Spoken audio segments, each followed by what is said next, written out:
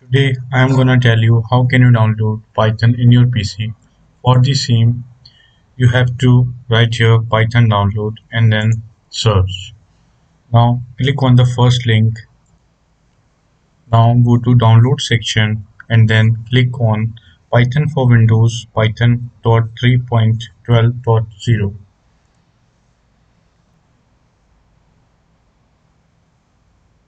As you can see, Python has been installed.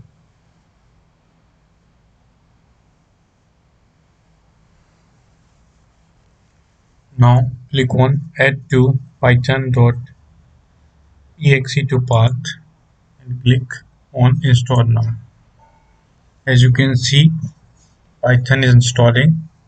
It will take some time according to your PC's configuration.